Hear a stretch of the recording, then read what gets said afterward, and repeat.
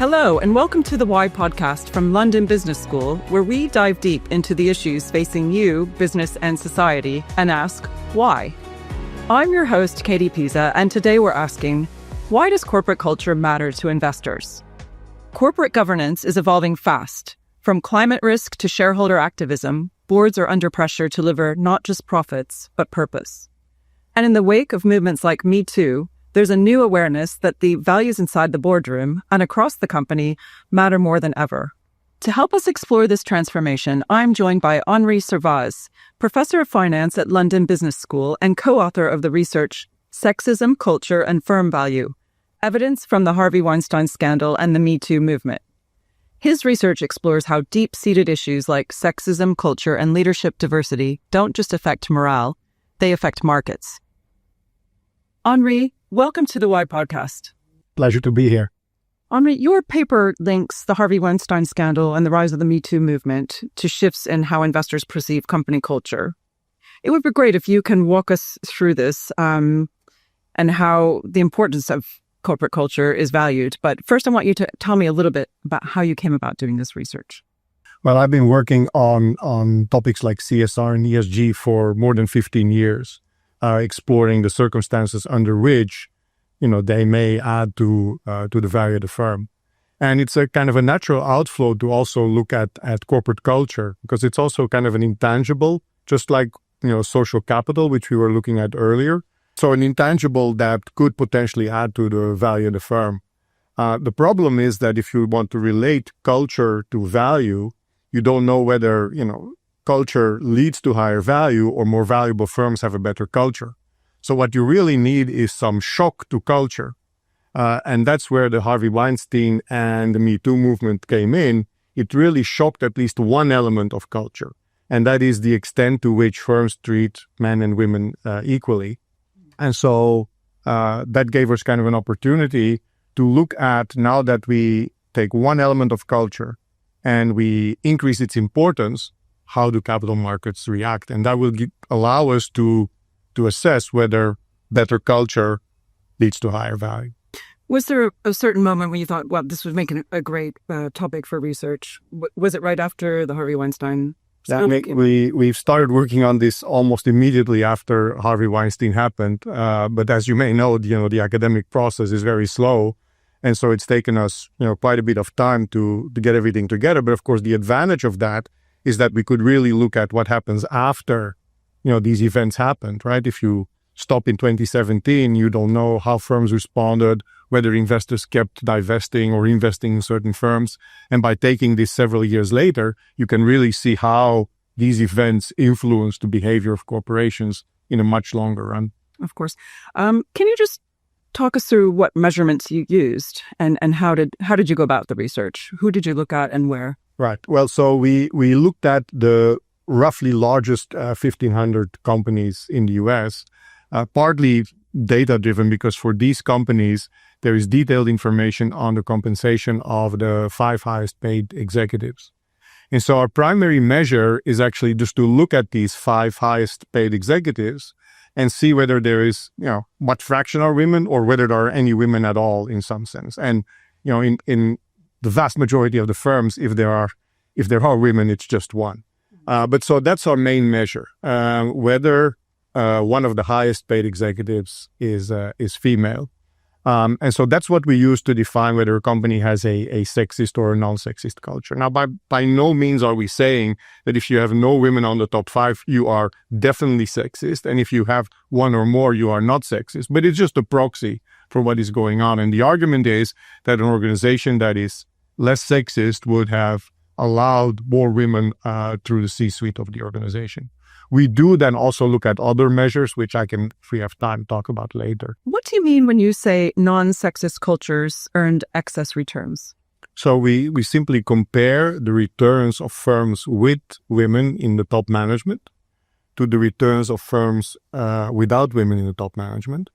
And we compare their returns to their returns in normal periods, and then we compare those to each other.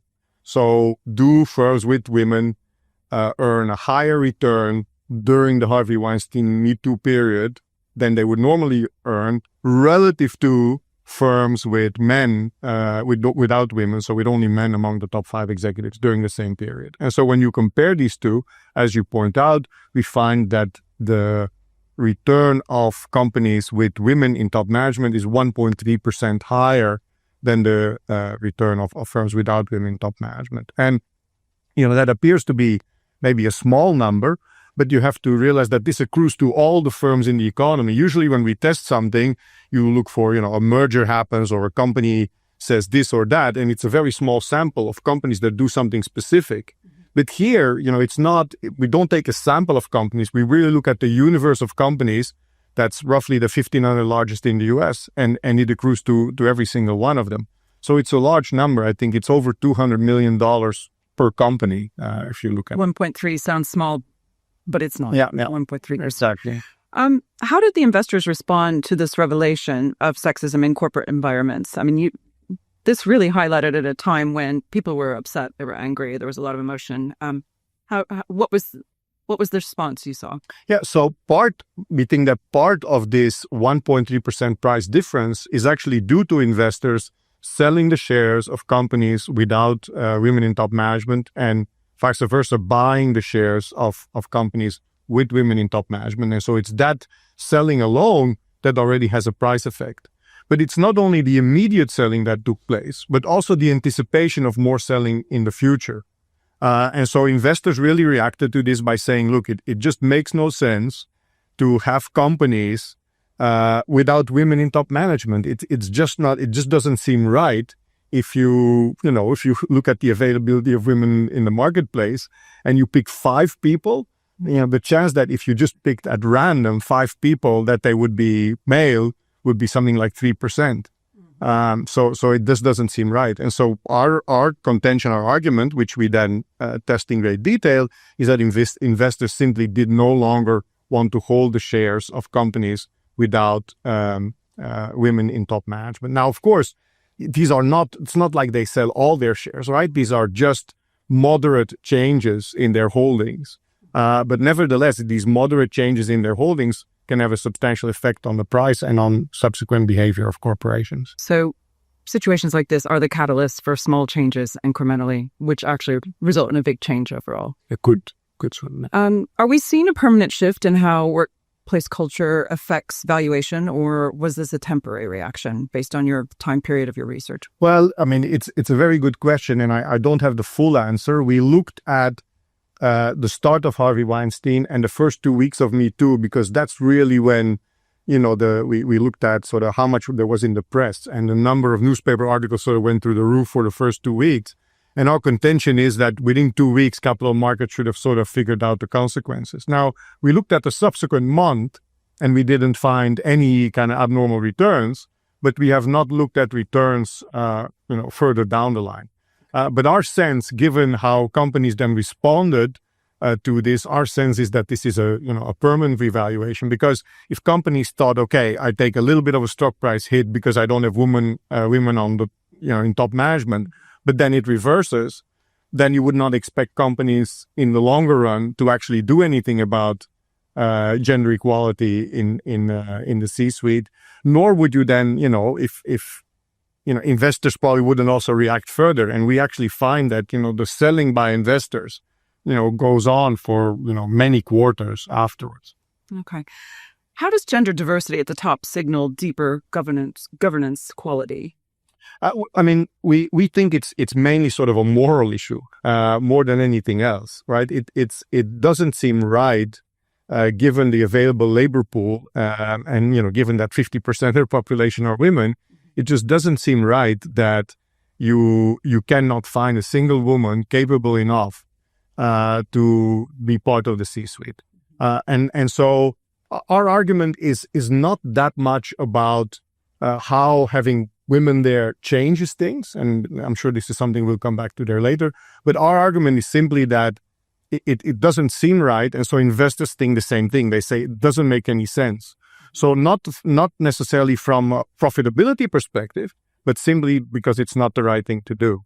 And if there is availability in the labor force, and there's probably something we'll discuss later, then why not seek it out and add it to the management team? You used executive compensation and leadership roles as a proxy for non-sexist culture. Why is that a powerful signal? Well, I totally agree with you that measuring culture is very difficult, right? I mean, there's actually two problems with this concept of culture.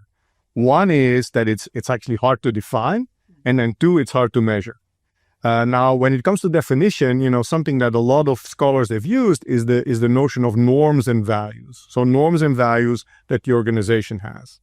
Now, in terms of measurement, how do you measure these norms and values? It's very difficult. So our aim here is very modest. We're not saying that we're measuring culture per se. It's a very broad concept as such. We're just taking one element of culture, which we call gender equality in some sense, and we focus on that one to see whether we can assess whether there's a relationship between subsequent firm value and culture. So we're just looking at gender equality. But there is actually pretty good survey evidence to suggest that when people ask, well, why are women not rising to the top? A lot of people say, well, it's corporate culture, for example. Now, we also end up using other metrics that maybe speak more directly to the culture. For example, from the Glassdoor website, you can get all kind of ratings that employees give to companies, but there's also a free text field where people can just write whatever comments they have. Okay. And so we machine read all these comments, and then we single out those firms where more than 10% of the comments use certain words that are related to sexism, boys club, misogynistic, harassment, etc. And so we also look at that group of firms, right? And so that's a kind of a maybe more direct measure of culture. And you find the same results. So you find that those firms for which the Glassdoor reviews had these terms that suggested that the firm was really sexist, we find that those firms suffered a lot more during Weinstein Me Too relative to other firms for which this was not the case. That's really interesting. I didn't know you looked at Glassdoor, but that's it's still quite widely used, isn't it? I mean, it gives an open forum for employees. Exactly. It's a widely used database, and it's very useful. And you can use both the free comments. I mean, we did one other thing actually, and that maybe would help address your question as well. Glassdoor itself also has just a box, which is a culture and values rating. So, of course, we don't know what employees exactly mean when they click culture and values. But again, you find the same thing. Those companies for which employees gave a high rating to culture and values did better during Weinstein Me Too than those firms that did not. So we do, we look at top executives, but we also look at a number of other metrics to make sure that kind of our metric is quite robust. And it doesn't matter what metric we use, we find consistent results. Those firms deemed to have a more sexist culture did worse, and those firms deemed to have a less sexist or non-sexist culture did better in terms of stock prices during Weinstein and the start of the Me Too movement. What was the overall financial performance of the companies that responded to change and started hiring more women? I think this is an important question and maybe one of the most interesting insights from our paper. So indeed, as you say, companies, when they saw that investors were selling their shares because they did not have women at the top, of course, companies say, well, how do I address this? And of course, given what we find, one way of addressing is to indeed hire women, make sure that there are more women in top management. And that's what we find. We find that the companies with fewer women or with no women in top management after Weinstein really started adding gradually, of course, more women to the C-suite. And what's very important then is we looked at subsequent accounting performance, typical return on assets, etc. measures. And we find that there is absolutely no change. And people say, well, what does that mean? But that's, it's a very important insight because the companies didn't have women. They hired women. And the performance was as good as it was when, they didn't have women, suggesting that the women they hired were of equal quality to the men they replaced. Sure. And I think that's kind of an important insight because that's what a lot of people maybe due to preconceived notions have. Well, we just can't find the women. And then if we hire them, they're not as good. And that's going to affect performance. It didn't. That's fantastic news. Is there going to be any, do you think you'll ever carry on with this research and I mean, in some years and say that, look, some firms outperformed, having a female in a top position? Could that be a phase 2 of this research? But you haven't done that yet. But no, I mean, we are looking more sort of at the role of women. One thing that we were thinking of doing is to kind of figure out who these women are that have been hired as a result of this and find out something more about them. But I think what is key is that we should not set up women for failure by asking the performance of the companies to improve after they've been hired. Right. That's a silly thing to expect. So we don't expect that, right? The only standard that women should be held to is the same standard as men are held to, right? And so if performance is as good as, that's really what the standard should be. And if you some people claim, well, you add women and somehow performance is going to improve. And then if it doesn't, you see, we added women and performance didn't get any better. That is not the standard I think that people should use. And one thing maybe that also comes out of our research, but one thing that I want to stress in general is that, equal performance is what we should be looking for. You talk about in your research a lot of the reasons why the glass ceiling exists and going back many years before this, some people just lack of availability of women for these roles.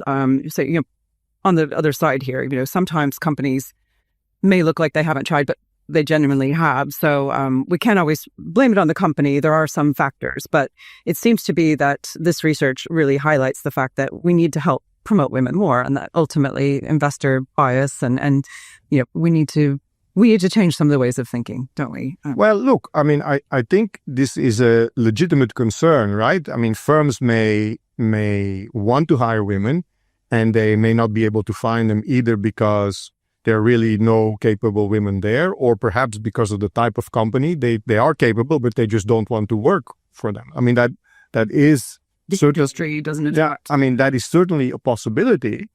The only thing is that when we look at the data, we look at what happens. We find that companies were hiring women.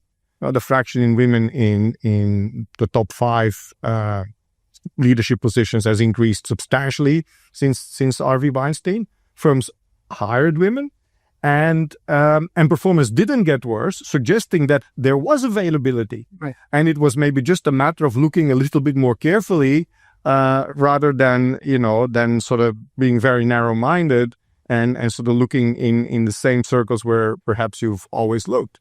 What's also quite interesting in our research is we also take U.S. states and divide them into those states that are more or less sexist based on various measures. I was interested in that. How do you determine that? Well, look, I mean, we use 2 measures. One is based on survey evidence where they just ask people, general population in various states, questions that are very much related to sexism, like, women better stay at home, for example. Do you agree or disagree? And so we just divide states into 2 based on that.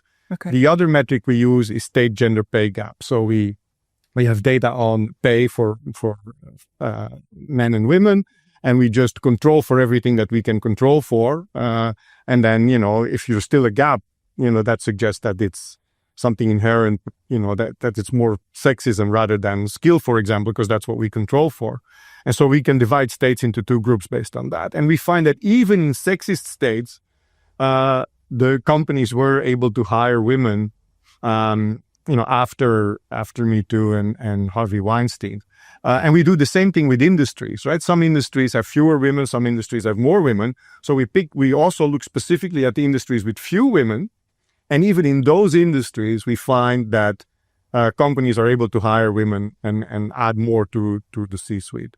So I'm not saying that supply is not important. And of course, we all have to make sure that there is enough supply of capable women. And I'm also not saying that there are no firms or industries where women are maybe more reluctant to work in. But if you at least look at the data, when firms felt that they needed to hire more women, they were able to do so. Now, this gap between the firms without and with women hasn't completely gone to zero, of course, in our research. The gap is still there, but the gap certainly narrowed. What role do female leaders play in shaping corporate governance? That is not something we look at specifically, but there is research out there that, for example, if there are more women on the board, then that also affects the fraction of women in the C-suite. There is other research suggesting that the gender pay gap, for example, is lower in organizations when there are women at the top. So there is research suggesting that female leadership does trickle down through the organization. But, that's not necessarily our focus. Our focus was just on, do they hire women and what happens to subsequent performance? So I want to talk about where governance meets social change. And one of the big takeaways from your work is that investors, especially with those with low ESG focus, actually change their behavior after Me Too. What does that tell us? No, I think this tells us really that investors sort of got fed up and decided that it is not right to have these shares in their portfolio to the same extent they did before, because it just doesn't make any sense. And, this already happened prior to that when it came to women on boards. The three largest U.S. and investors had already decided that they were going to vote out all the board members of companies that proposed a slate of board members that didn't have any women in it. And as a result, other research, this is not our research, but other research suggests that this really led to a lot of women being added to the board. And what we're saying is that the same thing is kind of going on at the C-suite level. Now, of course, investors cannot vote out CEOs. They can only vote out board members. But one way that they can make their voice heard is by just selling their shares. And I think that's what's going on. Now, your point that these were particularly the institutions that had low ESG points to the fact that these events are really the events that led investors to change their view. If you look at investors that were high ESG to begin with, those investors probably already, cared about ESG before Weinstein and Me Too. So these investors are not the ones you would expect to now start selling and buying because they already done so. But what's interesting is if you look at the bottom set, those investors who were not particularly ESG engaged, those are the ones whose minds you would expect these events to really have changed. And that is indeed exactly what we find. A lot of the change in ownership by institutional investors comes from the lower ESG range. So, I guess you've touched on this already, but so whether it's investor-led or society-led, this shift, it's all together. Well, yes. It's tough to say, right? You can ask, well, does an institutional investor start selling its shares because it itself thinks that this is the right thing to do? Or is it really derived from, the people who've put their money, for example, in the mutual fund or in pension funds, etc.? It's hard to tell, whether it's the investor itself or it's from the investors in the fund, and we don't speak about that. My sense, but so this is just a conjecture, is that it's going to be a little bit of both, probably. Markets and morals run together. And I want to jump back. I meant to ask you earlier. I think you pointed out in your research that from 1992 to 2023, there was a big change. I think it was 10% of females in higher positions, which has gone up to 63%. Can you talk through that statistic? Yes, that we did not look specifically at that in this paper, but we've done some other research sort of looking at the broader patterns. And if you go back to the early 1990s, there were virtually no women in top leadership. And then I think everybody will know that then it's grown substantially. Now, right before Me Too and Harvey Weinstein, which was just right before October 2017, this fraction had gone up to about 40%, not quite 40%. And so, but then if you look at what happened since, and I don't think this is something that people are maybe necessarily aware of or have paid much attention to, the growth in the fraction of women in sort of the top management position has really, taken off. So it's not just that the trend has continued, the growth rate has really kind of, increased itself. And so if you take this out to now 2023, I think you'll find now that we're at about 60 or more than 60% of all firms have at least one woman among the top 5 executives. But note that the standard is still very low, isn't it? I mean, that still means that there are quite a few firms without women at all. And, before we get to 2 or 3 women, I think that's still a long time coming. So it's still only 20% of the top positions within a company, even if they have one.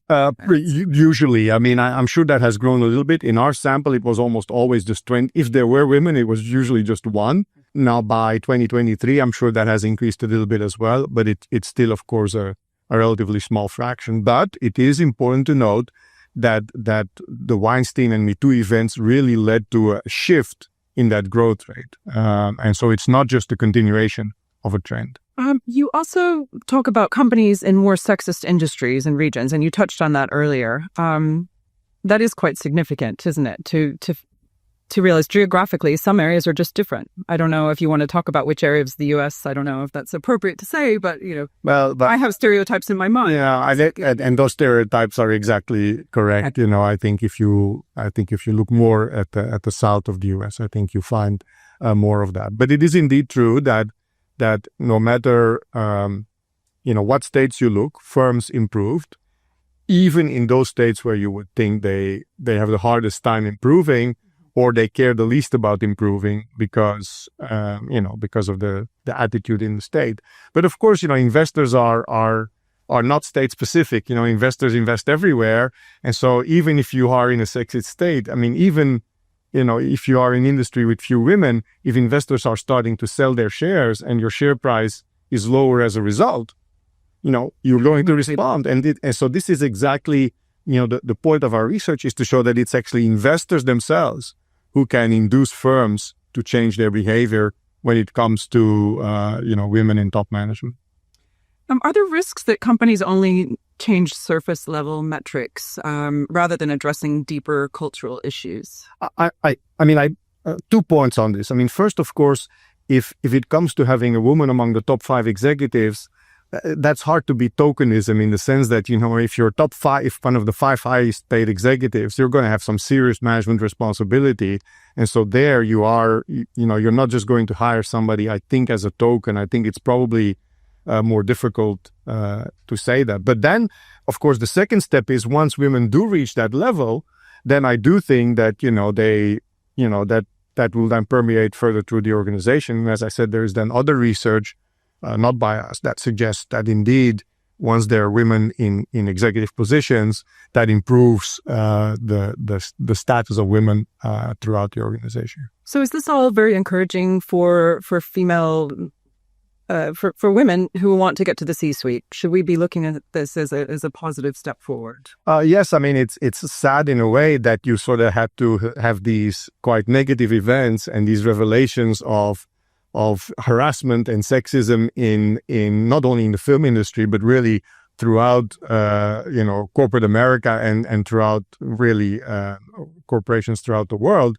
It's kind of sad that you needed those events to then get, investors and firms to realize that we need to do something about it. But at least I think the positive that has come out of these events is indeed that there are now a lot more women in executive positions, at least in the top 1,500 U.S. firms. And I have no doubt that this has trickled down to other companies or other countries, although I don't have specific data on that. Finally, Henri, what are the implications of this research for the current anti-diversity, equity, inclusion movement that we see going on? No, it's of course, this started already 2-3 years ago, when, several U.S. states had sort of anti-ESG mandates and forced their state pension funds, for example, no longer to invest in investment managers that had a ESG focus, etc. And this has sort of also now led to the anti-DEI movement to some extent. Now, here is our take on this, right? The notion, I think, the wrong notion behind this DEI movement is that you have 2 people, one is clearly more competent than the other person, and in this context, the man is more competent than the woman, but you hire the woman anyway. That's, I think, the notion that a lot of people have, and so they say, no, this is wrong. It should be merit based, etc. But where does this notion actually come from? And so if you look at our research, when you hire a woman, performance doesn't go down. So what does that suggest? It suggests that the women that are being hired are as good as the men that they replace. And so in that case, the original premise of this anti-DEI movement is somehow wrong, suggesting that we're going to hire people with inferior skills to meet some other type of goal. What we think is you hire people with the same skills, but you do look at the full set of potential people, and maybe looking a little bit wider does allow you to identify, in our setting again, women who are equally good that you just didn't really pay attention to in the past. And so I'm not saying that's the case everywhere, by the way, right? I can only speak for that in our specific setting. But given that in our setting, and if people find that this is the case in other settings, then we sort of have to take a step back and say, wait a minute, this is not about hiring, people with inferior skills to replace people with better skills. Right. This is just about hiring, people with equal skills that are just having a different demographic than the people that we usually hire. And that's not so wrong, is it? Absolutely not. No. But are you hopeful that this phase we're seeing right now will subside, or do you think it's politically driven, or is it just a blip? Well, the anti-DEI movement, I think is there to stay for a while. I do believe that perhaps in some circumstances, it was indeed the case that maybe some people were hired that didn't quite have the same skill set. And there I can understand that people are upset. But at least in our setting, when it comes to hiring top executives in the firm, we just do not find any evidence that is the case. And I think, just getting that message out there is important so that, people indeed realize, this is not about doing damage to organizations by hiring people who are not as good as the people that they replace. Excellent. Thank you. So, Henri, we end each episode with a signature question for each of our guests. And I wanted to ask you, why should organizations take their internal culture seriously as part of their governance strategy? And what's one action they can take to improve? Well, culture, it's difficult to capture. But, executives left and right say that having a better culture is valuable for their organizations. And I think, in our setting, we show indeed that is the case. And so in terms of what companies can do in our setting is to just look a little better, look a little wider at who is available and who has the skill set that you need, not an inferior skill set, but the same skill set. And you might be surprised that there are people that you may not have thought of before that are actually as good as the people that are more in your narrow circle. And this doesn't just relate to females, it relates to all of society, right? In principle, it relates to all of society. Of course, I don't want to overstep my research. We've just looked at gender, but my sense is that this would apply to many other characteristics as well. Absolutely. Thank you, Henri. That was really fascinating. Thanks for joining us today on the Why podcast. Have you seen culture shape governance or investment decisions in your own experience? We'd love to hear your thoughts. Leave us a comment on Spotify or YouTube using the hashtag #TheWhyPodcast. And don't forget to follow and subscribe so you never miss an episode. For more insights from London Business School faculty, head to london.edu/thewhy. The Why podcast is part of the Second 60, London Business School's 60th anniversary initiative, tackling the global challenges shaping the future of business and society.